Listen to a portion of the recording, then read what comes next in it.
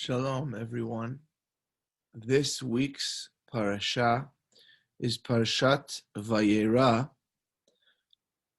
Vayera continues where last week's parasha, Lech Lecha, left off.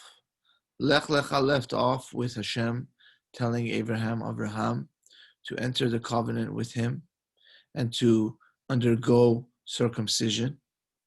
And this week's parasha continues with after Abraham had done the circumcision. So on the Midrash level, the expounding of the Torah says that this was a couple of days, 3 days after Abraham's circumcision, and he was in great pain, because usually after 3 days, that's the most pain. And Hashem didn't want to bother Abraham with guests. Abraham loved having guests over, and he would keep his tent entrances open for these guests. But Hashem didn't want to bother Abraham with guests when he was recovering from the circumcision. Hashem made it an extremely sunny day in order for there to be no guests, no one traveling on such a hot day in the desert. But Abraham didn't let go, and he was waiting in the extreme heat. He didn't care. He wanted a guest. He loved working with people. He loved teaching people and elevating people in his time. That was what he did a lot of his time. So what Hashem did was Hashem brought the 3 angels. And each angel was sent in order to fulfill a different purpose. The angel Michael, it says Michael, is the angel of kindness. And this angel had arrived to inform Abraham and Sarah about the pregnancy of Sarah and the birth of Yitzchak, their son. And because it's a kindness, so it comes through that angel who's kindness. The angel Raphael had come, because Abraham had undergone the circumcision and he needed a level of healing. And this angel, Raphael, is connected to healing. The word Rapha is like Rofe in Hebrew, doctor. So Raphael is healing, Raphael, the angel of healing.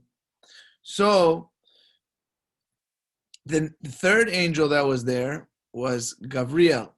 And Gabriel is the angel of justice and judgment. And he wasn't there for Abraham. He was there for afterwards for Lot. And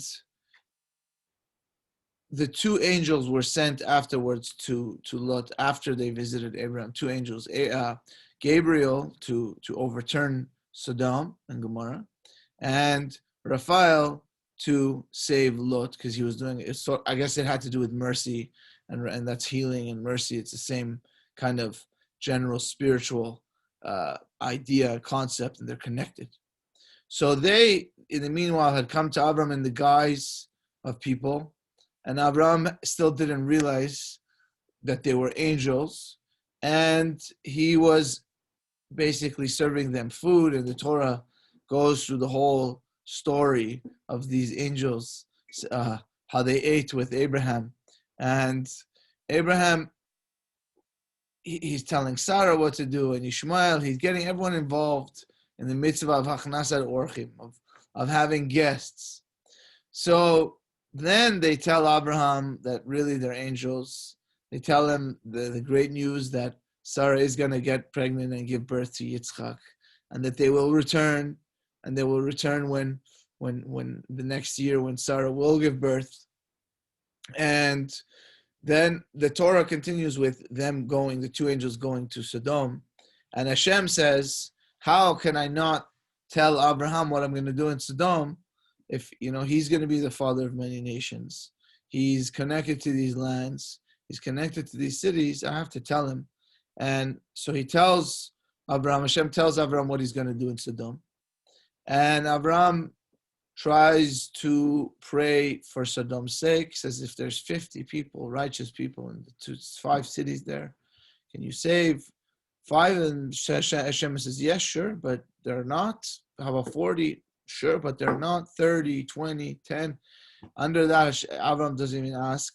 And Hashem continues with this mission with the angels going. And the Torah tells the story of Sodom and Gomorrah and the angels and how they saved Lot and his wife and two daughters, and his wife turns into the pillar of salt, and how they escape. And the Torah then continues with it goes back to Abraham and how Abraham saw what happened in Sodom and Gomorrah, basically.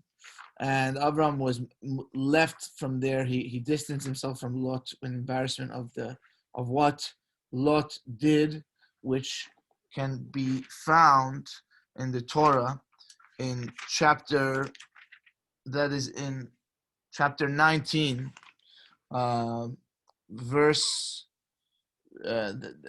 chapter 19, verse around 33, the bad deed of Lot with his daughters. So Abraham travels from there, and it's the Torah towards the end of the parasha speaks about the how Sarah actually becomes pregnant as Hashem spoke to her, and she gives birth. And the Abraham called the son that was born to him through Sarah Yitzchak. Yitzchak with the tzaddik is to laugh, and it's connected to the laughter of Sarah, and Abraham connected to the son.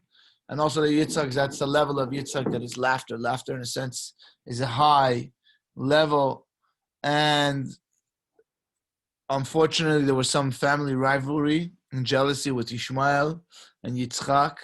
And Sarah saw this, and Sarah did not want this bad influence around her son Yitzchak. And she tells Abraham that he has to send Ishmael and Hagar away.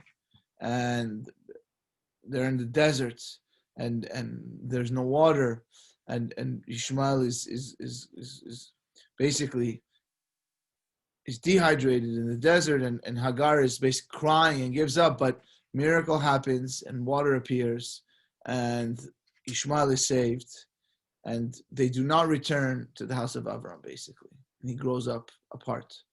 And at that time, Avimelech speaks about a covenant and a deal he made with Avram, which actually did last for a long time and had implications for the Jews in the future. And then the seventh Aliyah, the last Aliyah of this week's Parashat Vayera, is the famous story of the binding of Isaac, the 10th test of Abraham.